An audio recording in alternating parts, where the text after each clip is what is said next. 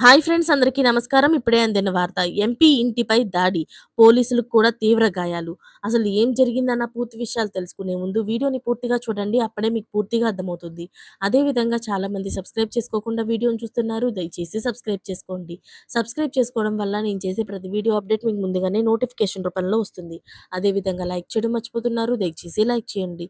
Like చేయడం వల్ల ఇటువంటి ఇంపార్టెంట్ ఇన్ఫర్మేషన్స్ చాలా మందికి రీచ్ చేసిన వాళ్ళు అవుతాం. ఇక లేట్ చేయకుండా వీడియోలోకి అయితే వెళ్ళిపోదాం. ఎంపీ ఇంటిపైకి రాళ్లు, కర్రలతో వెళ్లిన ఓ గ్యాంగ్ బుధవారం మూకమ్మడిగా దాడి చేసింది.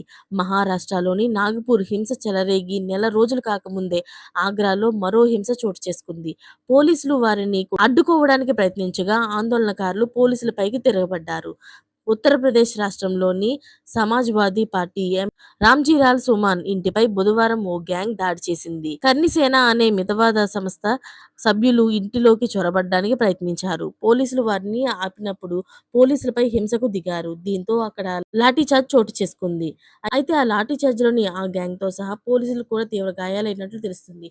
మరిన్ని లేటెస్ట్ అప్డేట్స్ కోసం ఛానల్ ని సబ్స్క్రైబ్ చేసుకోండి. Thanks for watching friends.